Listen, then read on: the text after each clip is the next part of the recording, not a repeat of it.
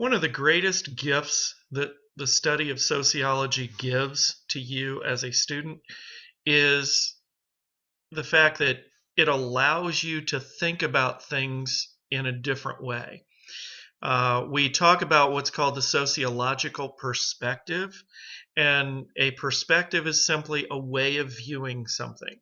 So, if you had a sociologist and a psychologist and an anthropologist and a mathematician and a biologist and any other ologist or Ishan that you want to include, if you had all of those people together in the same room and you threw out a topic, and you said, hey, what do we think about this? Each person would have just a little bit of a different view on the same thing. And that's one of the greatest things that sociology gives us, is it gives us the ability to kind of step back and look at things that are going on around us in a little bit of a different way. Now, within the field of sociology itself, not every sociologist agrees on how you should view things. So we're going to talk in this course about three major perspectives that take place within the field of sociology. Three different ways of evaluating issues on kind of a big scale here. Now, the very first one, and this honestly is probably the most difficult to understand. It's not that tough, it's just more difficult than the others probably to understand, is the functionalist perspective. And when you think of functionalist, any time from here on out that you read about the functionalist perspective, or if it's talked about or quizzed over, anytime you read about this, when you hear the word functionalist, I want you to think of purpose. What you're going to think of is what's the basic purpose of whatever it is in society. The idea here behind the functionalist perspective is that if something exists within society, then it must serve a function. For something to continue to exist, it has to serve a function. Now, we're going to try and investigate what is the function of certain things within society. And some of these things are things that you may have never thought of before. Now, the functionalists talk about two different types of functions or purposes. We talk about the manifest function. In other words, that would be the number one reason for the existence of something, the number one focus or the prime purpose behind something to exist. And the latent function. Now, there can be a variety of latent functions for various things. In other words, these are extra functions. These are other things that whatever it is serves, okay? And again, your textbook will talk about that. We'll kind of go through it here real quick. When I teach the introduction course, one of the things that I always ask my students to do before we talk about the perspectives is I ask them to draw a picture of society. And I give them about 3 or 4 minutes to draw a very quick picture, but when they draw the picture, they're not allowed to use people in the picture. So that creates some very interesting drawings. Well, then we go around and we kind of analyze some of the drawings. Well, I'd like for you to take a look at the little figure here in the top right-hand corner of your screen. Now, I'll be honest with you, I don't know what that I would even call that. Some people look at it and say, oh, it looks like a bunch of molecules or cells or whatever. Well, whenever I think of functionalist, I always think of this particular drawing because this reminds me of what the functionalists believe. They believe that there are a variety of aspects of culture or society. In other words, there's different parts of society, and each part has a different function. And when you put them all together, they influence one another. So that's why they're interconnected here. Okay?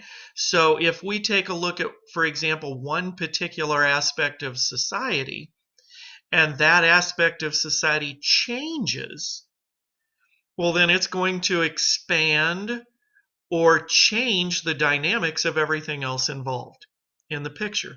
And so everything's going to have to change. Everything's going to evolve. So that's one of the aspects of the functionalist perspective that we're going to look at. Now, the functionalists believe that for the most part, all of these aspects of society tend to try and work together. They go together for the benefit of society. So we're going to talk about cooperating groups or cooperating aspects of society. And when we talk about that, we talk about equilibrium. If this, again, in the top right-hand corner, if this is our picture of society, and again, one aspect of society changes, everything else has to adapt, has to change until it eventually comes back to a balance point. That balance point is referred to as an equilibrium, okay, the equilibrium of society. Many, many years ago, when I was very young, I would stay at my aunt and uncle's house occasionally when we were on vacation, and they had a grandfather clock. And I used to have to sleep in the same room as the grandfather clock, which was not the most pleasant experience in the world. But as a young child, I remember looking at that grandfather clock, and I would look at the pendulum of that grandfather clock, and it would swing back and forth. And I always asked myself occasionally, what stops that pendulum from just going on all the way around in a complete circle? Because it would go all the way to one extreme, but then something would pull it back to the middle, and then eventually it would go to the other extreme. So it would go right to left, right to left, right to left. And it would always do that. And I always wondered, why doesn't it just keep going around in a circle? Well, that pendulum of the grandfather clock is what I think of when I think of equilibrium. Because again, it's a balance point. Within society, there may be changes that take place that swing us way out to the right or way out to the left. But either way, eventually, society is going to kind of adapt, and things are going to change, and things are going to kind of, come back to a central point or an equal point, and that balance point is going to be retained. So again, that pendulum is going to kind of be centered. That's what I think of with equilibrium. Okay. Now, one of the other things about the functionalist perspective is that the functionalists believe, again, that most people within society share common values and they share a sense of basic social order.